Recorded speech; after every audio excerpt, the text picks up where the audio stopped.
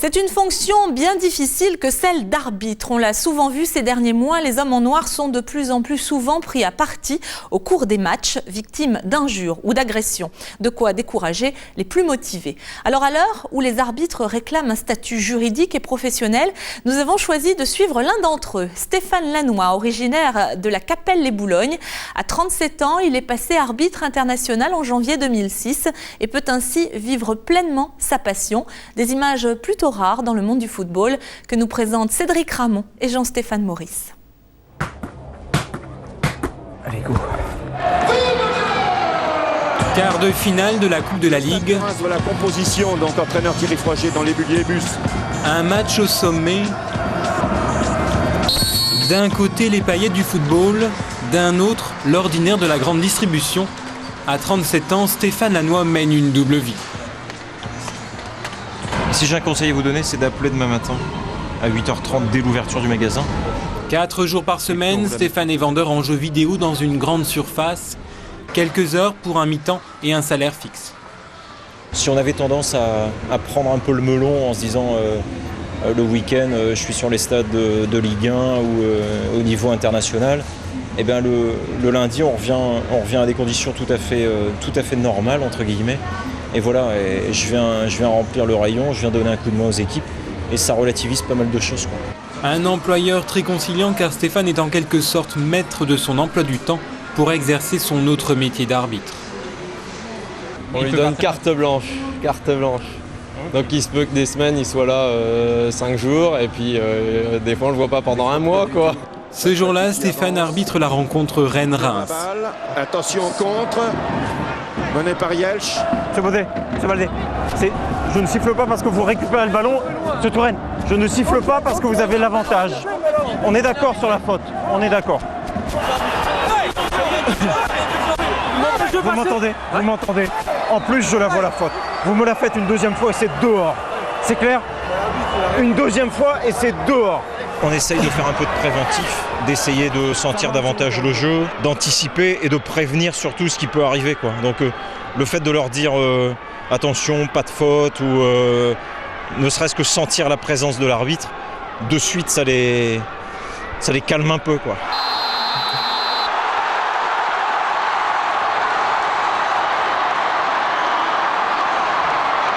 Ces derniers temps, en fait, même en Ligue 2 ou en Ligue 1, il y a eu certains problèmes. Et c'est vrai que les arbitres n'étaient pas très accessibles. Là, on a vu qu'il écoutait, que ce soit le capitaine en face ou moi, sur certaines décisions. Et bon, nous, on a respecté ces décisions et tout s'est bien passé. De retour chez lui, son travail continue. Chaque match est analysé. Entre ses déplacements, ses réunions à Paris, ses entraînements, il reste le mercredi pour passer un peu de temps en famille. On peut difficilement être serein sur un match.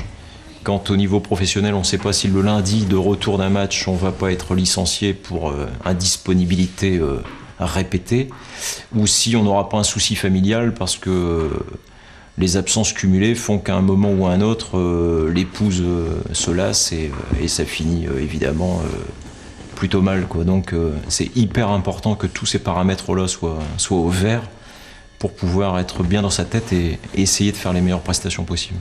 Demain, on ne se voit pas. Tu rentres à quelle heure? 5h30 5h30. Moi je monte train 5h30. Quand le choix a dû être fait entre son travail et donc l'arbitrage, je l'ai même un peu poussé dans la voie de l'arbitrage. J'ai dit essaie, après tu verras bien, quoi. Pourquoi l'avoir poussé? Parce que c'était sa passion en priorité. Un soin, monsieur Chéroux? Forêt qui s'approche. Ah, elle est trop longue. C'était un petit peu long. Mais ils se battent, les Rennois. Le ballon n'a pas franchi la ligne. Mais enfin bon, l'arbitre était mieux placé que nous. D'ici, en tous les cas, il ne me semble pas. Il est en dehors, il a remis dans la surface, je le vois. On n'est même pas devant le but. On est là sur le côté. On est décalé. D'abord joueur, Stéphane n'est vite passé à l'arbitrage. J'étais un joueur très moyen au niveau du district de la Côte d'Opale. Quand il a fallu basculer vers la catégorie senior, donc jouer contre des adultes, j'étais quelqu'un qui était très peu agressif dans le bon sens du terme sur le ballon. Donc je craignais de prendre des coups et la blessure. Et déjà à l'époque, quand je jouais, j'arbitrais les tournois de mon club. Donc j'ai basculé presque naturellement après le foot vers l'arbitrage. Rentrée de Monaco samedi et j'enchaîne sur un match mercredi. On va faire light. Tous les soirs, Stéphane s'entraîne, parfois avec d'autres arbitres pour lesquels il prépare les séances. Depuis ses débuts, il s'impose ses préparations pour être au maximum de ses capacités physiques. Comme avec mon père, j'allais beaucoup au stade de la Libération à Boulogne, qui est mon club de cœur. Je m'étais dit, le rêve de gosse, c'est d'arbitrer un jour à la Libération et d'arbitrer Boulogne, quoi. Alors, voilà, c'était... Et quand j'ai atteint ce sommet-là, pour moi c'était un sommet, c'était parfait, j'ai accompli ce que je voulais. Depuis, Stéphane arbitre la Ligue 1. Au fil des années, il a grimpé dans le classement des arbitres pour se retrouver parmi les 10 meilleurs Français, avec un style bien à lui. Pour être respecté, nous en tant qu'arbitre, encore faut-il qu'on respecte les joueurs, les entraîneurs, les présidents de club. Donc jamais je ne me permettrai de porter un jugement sur un aspect technique, tactique ou une politique de gestion de club. C'est pas du tout mon domaine de compétence. Retour à l'hypermarché. La forme ?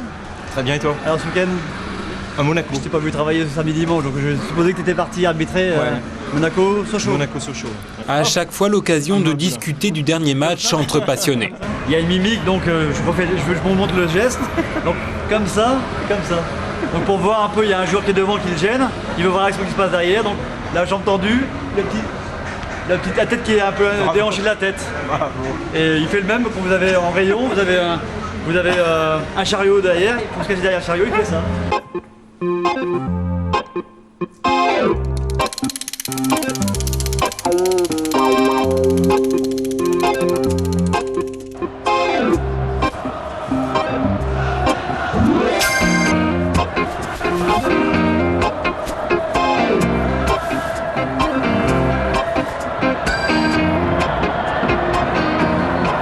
On y va ? Bruno, c'est bon ? À quelques minutes de la fin de la rencontre, Rennes dominée cherche l'égalisation. La tension monte. Eric, Laurent, on lâche rien. Avec ses juges de ligne, Stéphane ne s'accorde aucun répit. Allez garçons. Les arbitres sont foncièrement honnêtes. Les erreurs, malheureusement, on en commettra encore. Et même demain, j'en commettrai encore. Le tout, c'est d'être le plus juste possible. Et c'est bien ce qui me plaît dans cette tâche. Encore 8 ans avant sa retraite du football et peut-être un jour l'arbitrage d'une Coupe du Monde.